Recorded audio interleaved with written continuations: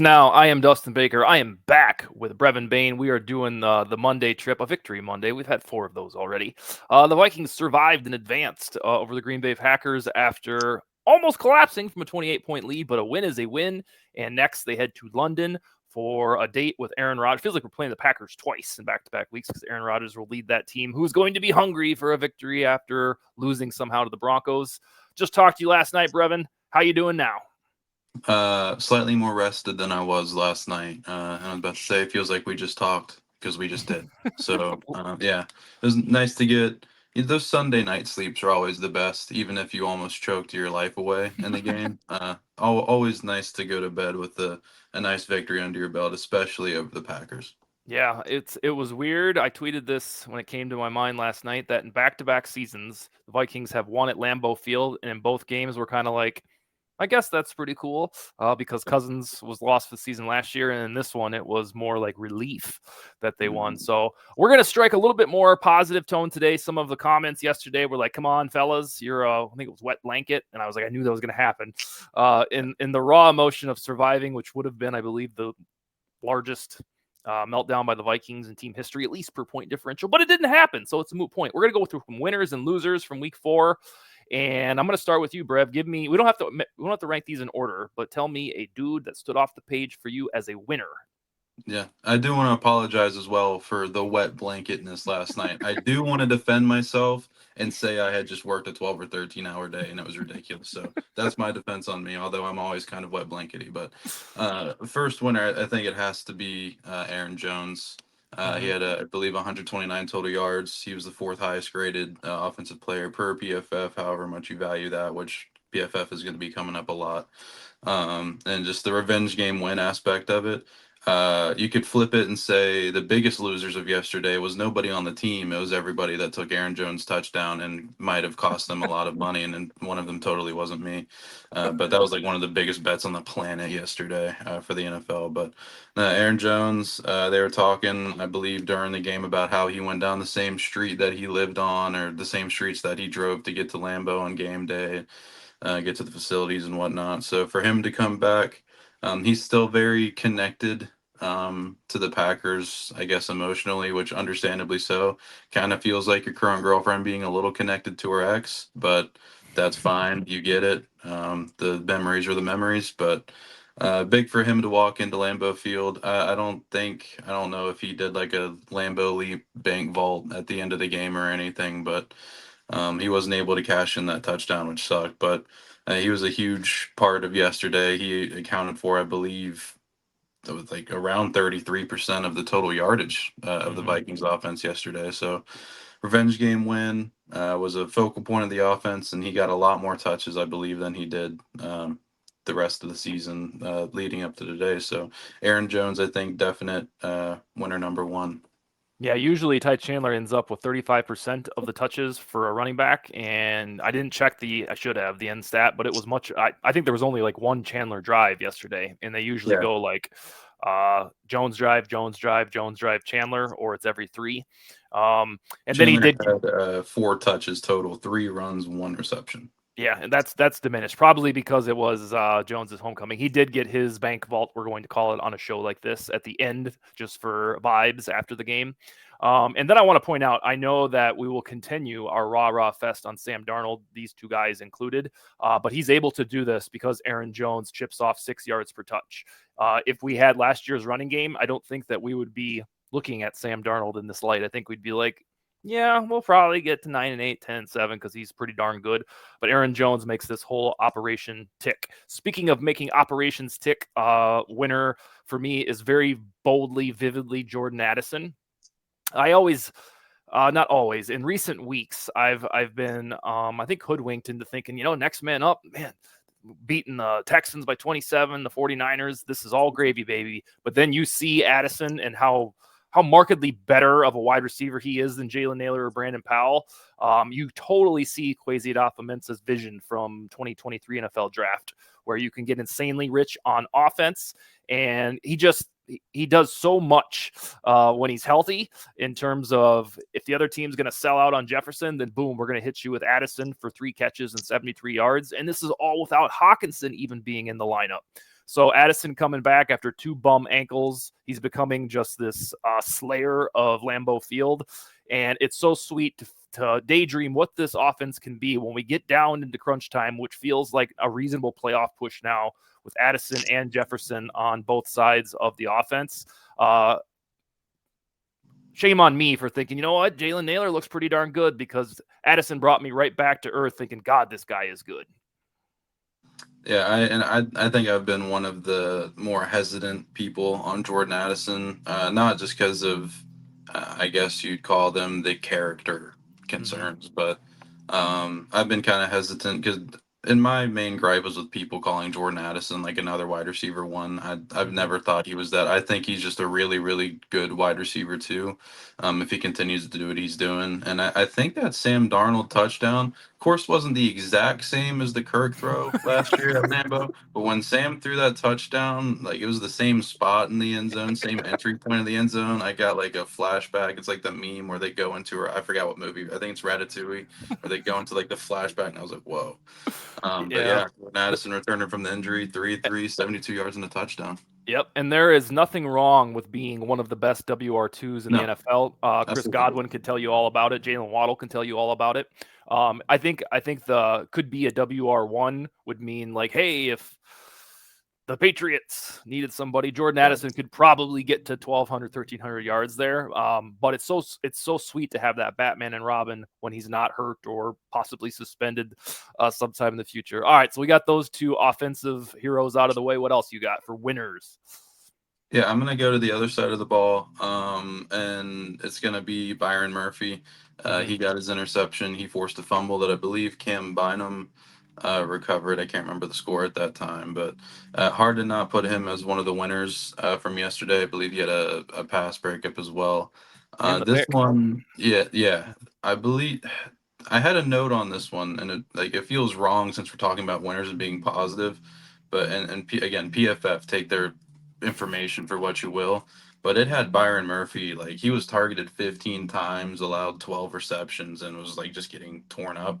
And again, that's per whatever analysts they have intern doing grades, whatnot, that they pay $5 an hour to do this work. What he's seeing, I haven't watched the film of it, and I don't have the expertise to say, yeah, that was Byron Murphy's job. But I guess that's important to note if he's getting targeted that much. Maybe that the interception, the fumble, or not the forced fumble, but like the pass breakup, maybe those kind of came naturally because he was getting that much. But a positive note today, like he did that. So what are we gonna slander him for it? But just an important note. It's nice to see Byron Murphy get some production there, just because I don't think like he's not been a bad signing whatsoever. I think he's been a very good signing. But he's just one of those people until this year where it's you kind of want to see more from him, but you don't want to see him at all because he's a corner. So hard to not call him a winner from yesterday. Yeah, I think he is much better in the slot. And last year we tried to use him, or we did use him on the outside, and he was decent. Yeah. But he was like the one cornerback we thought we could trust last year. And then when he was only pretty good, we're like, oh. But I think moving him organically back to where he's supposed to be. One of my winners was the cornerback CBs on the whole in general, because this felt like the first game where there was a lot of stress on them in terms of the pass rush, even though it was good again yesterday. To me, the first 3 games, the cornerbacks just didn't really matter, because the quarterbacks, the QBs for their team couldn't find a rhythm. But Jordan Love, even though he's hobbled, could find his rhythm. And it felt like Kwesi Adolphus-Mensah's cornerback vision was playing out yesterday. Jack Griffin had the almost pick 6, which felt so vital at the moment. Gilmore had one really notable pass breakup. I don't remember who it was on, but it was like, oh God, thank God he did that. Yep. And then Byron Murphy with those straight like jab punches, to me, they hardly ever work, but I know why guys do them. And that one was just right on the money, like a knockout punch. And so the cornerbacks on the whole in a game where the Vikings forced 5 turnovers were vital. I am a little nervous that if these Vikings defensive turnovers run out, then what? Because they have a breakneck pace going right now. It's that they're actually erasing the sins of the Vikings giveaways on offense. The Vikings rank 28th in giveaways on offense, and we just don't care because they are mitigated by the defensive turnover. So I hope that they either stay or we have a regular game where the Vikings aren't ahead all the time and then the other team's passing. The other team has passed the ball on the Vikings 71% of the time because they've all been trailing. All right, so I have the cornerback room on the whole. This one probably doesn't deserve a winner from me, but I have to call it out. When the game to me was swirling down the toilet and it felt like an inevitable 28-0 collapse, when Will Reichert stepped up and chipped in that 33-yard field goal, I swear I did not. I usually in that moment with any other kicker from the last 30 years, I'd be like, this son of a bitch is going to miss this, isn't he? And I did not feel that way about Reichert. It crossed my mind, but I said, no, we have Will the Thrill. So there's going to be a game where Reichert misses a field goal or two, and we're all going to overreact. But so far, so good when we needed him, and we already know he has the leg. So in a game where we were having that old-fashioned Vikings nastiness about, like, here it comes, Reichert did not disappoint. Yeah, and there was a point yesterday where I think it would have been if they chose to do it, and I completely understand why they wouldn't do it. I would have been scared to death to do it just for I don't remember what the score was or what the situation. I think we were still up a good amount, but we decided to punt. I think it would have been a 61-yard field Oh, goal, yeah. Mm-hmm. but we decided to punt, and I was like, I really want to see Will try this, but I also really don't because if he Yeah. misses it, even though it's a 61-yarder, I'm gonna it's gonna taint him for me, and it really shouldn't. But that's Nope. just that's the severity of the Hey, Vikings kicker thing. you remember that exact same feeling happened in the first preseason game where it didn't matter if he hit that game winner at all, but if he missed it, we would have been like, here we go. So I know exactly that feeling you're talking about. Yeah, and I guess if there's any for some reason any non-Vikings fans watching this, maybe Packers fans are to try to cope. Which, if you are, haha, you suck. Um, I guess the best way to put it is like, even though I think you said it was a 33-yard field goal, Yeah. to understand the Vikings, and I know everybody's nervous for kicks watching their favorite teams, but to understand the level of stress for Vikings fans watching field goal kicks, take the length of the field goal and add 20 yards to it. A 30-yard field goal feels like you're watching like an average NFL kicker try a 50-yard field goal. Especially at that situation where everything else is crumbling. Yeah, And absolutely. it feels like you're watching the comeback. It's like it's already fruition. Like I thought they were going to get the onside kick. Not because I'm negative Nancy. It's because I've seen shit like that happen so many times. Yeah, and I think there's a part of my mind where I see and hear about Will Riker getting all these sponsorships and endorsement deals now, and I'm like, no, please don't. Please, let's make more than 6 field goals in your career, and we can start talking about Walmart deals and whatnot. But yeah, Will Reichert I had down as well. I guess Vikings fans can be a winner because maybe we finally have a kicker. Mm-hmm. And then my next winner would be remiss to not mention Sam Darnold. Mm-hmm. Big loser, by the way, for this company that I'm using to source all this information. So maybe I'm a loser too. Sam Darnold was the lowest graded offensive player by PFF yesterday, which I look, I'm at the forefront of don't let the box score shape your opinion. There's context to everything in the box score that the box score doesn't show. But if you're completing 75% of your passes and throwing 3 touchdowns, you're not the worst player on the off. Like, sorry, I that might be a crazy concept. So I apologize if that's hard to follow for anybody, especially those at PFF and whatever little goblin they have doing their grading.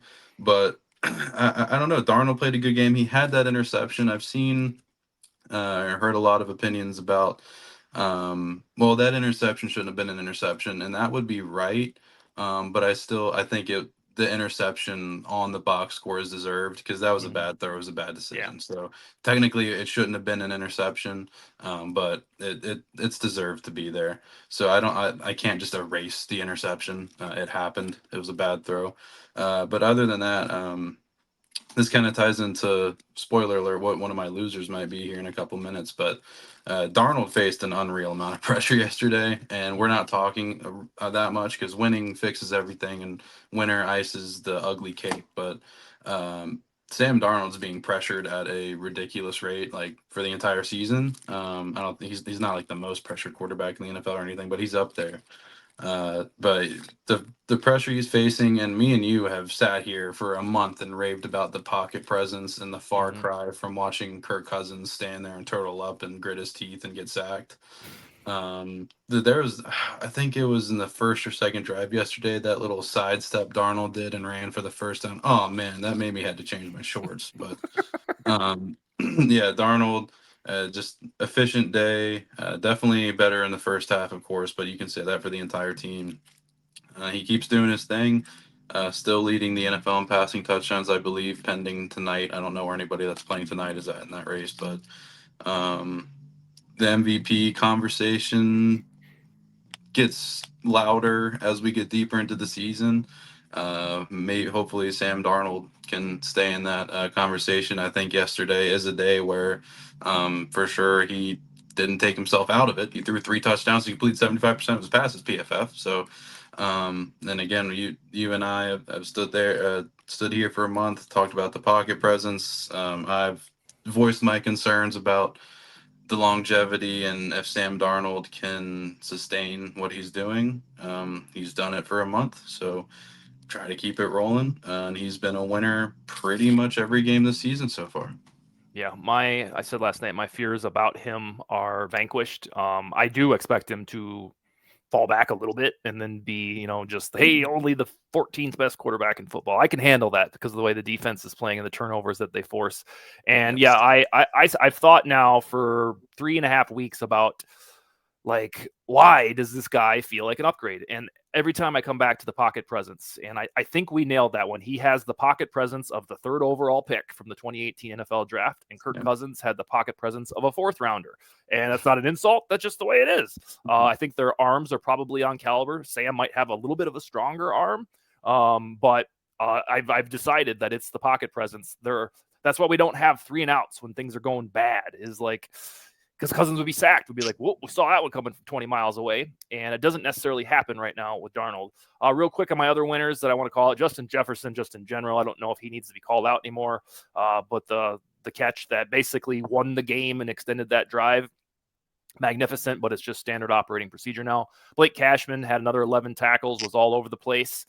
Some of the other acquisitions had a quieter game, like Andrew Van Ginkel was around, but he wasn't a blunt force Pro Bowler like he has been the last 3 weeks.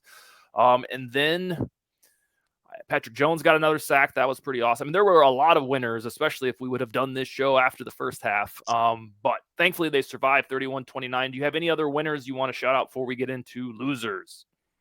Yeah, I actually had. We didn't even talk about this before the show. Mm-hmm. Brevan Bane, I wrote down that a Caleb Evans was a winner. It was Oh, on yeah. special teams, but shout out to Caleb for downing that ball. He downed a punt that maybe could have gone a little bit further, but like you want to be safe. It's the 5 yard Mm-hmm. line. You're good to go. And then he had a pretty nice tackle to I don't know how far the punt return would have gone, but it was a really good tackle, and what I believe was the open field. And He's then and he's Kevin, yeah, I want to say Caleb Evans is probably going to play before too long because yeah, cornerbacks always get hurt, and there's going to be one of these threes going to get dinged up. But go ahead. absolutely no, for sure, no, Mhm. you're completely right. And then be remiss to not mention Kevin O'Connell. Mhm. He was very. Some of my winning is him admitting that, like, yeah, that second half wasn't good. I need to straighten it up. That's on me. But just I really liked his post game presser and everything he said on that. Um, you would think. I guess it's easy to believe that Minnesota. They didn't. It wasn't just the second half crumbling. The offense. There was 0 points total scored in the third quarter.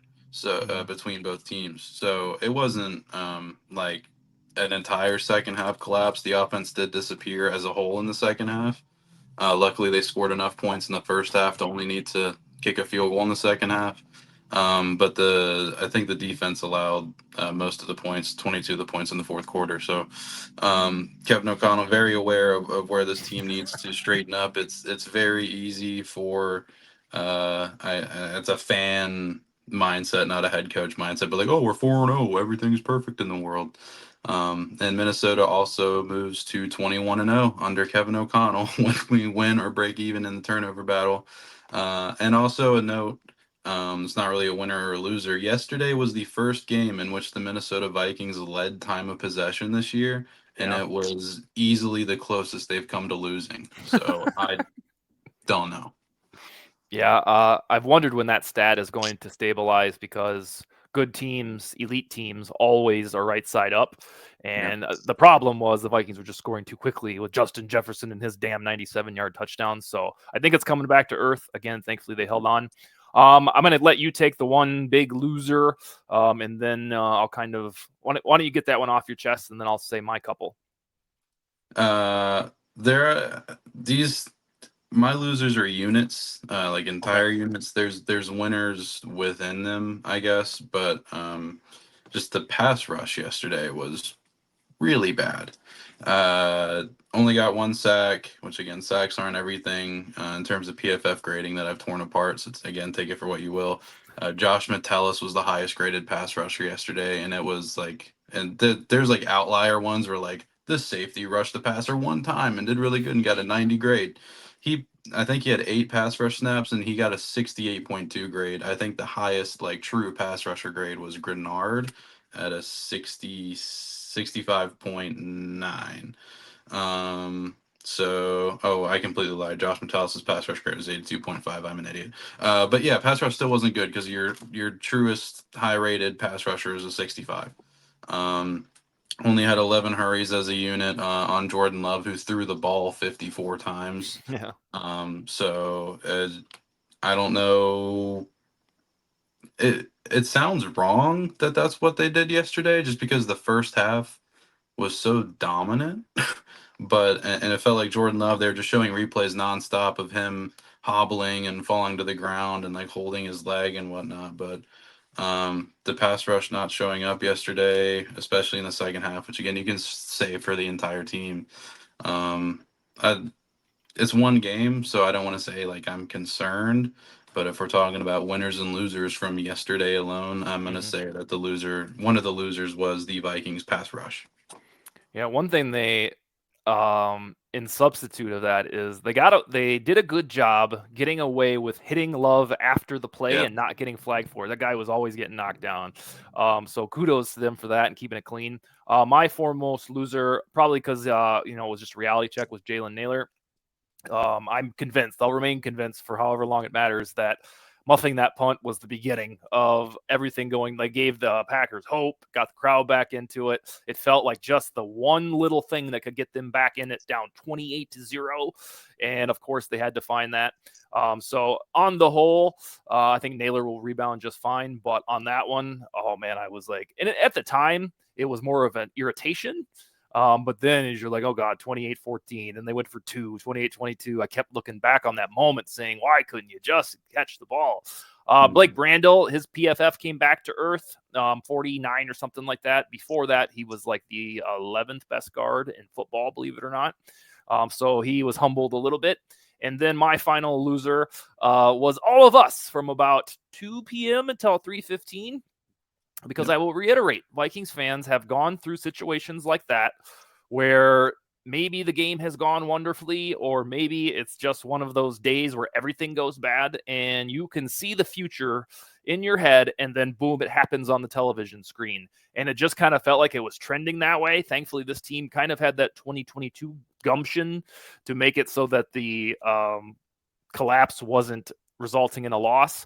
But I mean, I was salty. I was sitting there with my arms crossed, and my wife's like, "Nope, they're gonna win." I was like, "Yeah, I don't know. You've been doing this for 10 years. I've been doing this for 30 with them. Mhm. This feels like a game that's going to fall away." And if they had been up 21-0, probably would have. 28-0 was just like the special cushion. So it's a homage to this brand of Vikings that didn't make that harsh reality that we've all lived at times come all the way back. But I really hope that the O'Connell Vikings get to a point where that thing is 28-0, and then when it's all said and done, we're like, all right, 42-14, baby. Not every game has to come back and be like that, and I'm going to give them a little benefit of the doubt because it was the Packers and it was on the road. Who are your final loser or losers? Uh, Again, both my losers were units. So the first one, the pass rush. The second one, the offensive line as a whole. And you touched on Blake Brandel there. Except But Darisaw, he was good. Darisaw was nice. O'Neal had a good run blocking game. I think what I saw.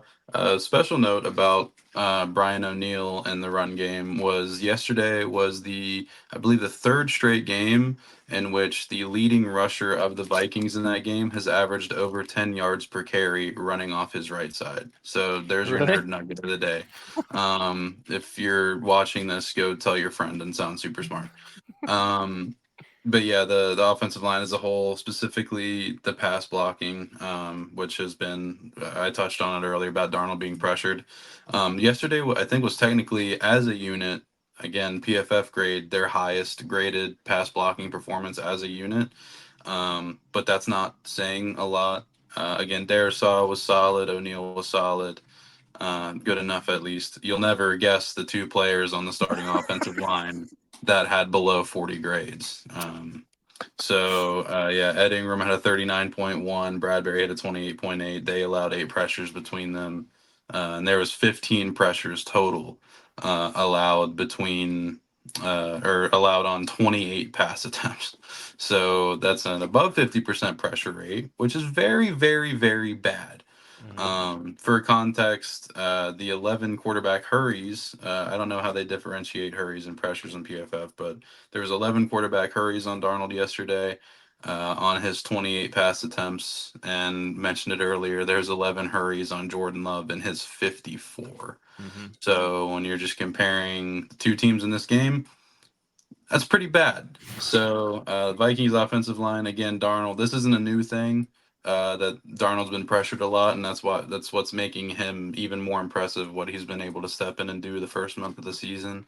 It's just the rate at which he's being pressured. Um, Yesterday was no different. Vikings offensive line, specifically pass blocking, was very much less than stellar, as has been the theme. And if you would like Sam Darnold to remain upright and potentially win MVP in our wildest dreams, that needs to change. Yeah, one snap away from the Nick Mullins experience repeated.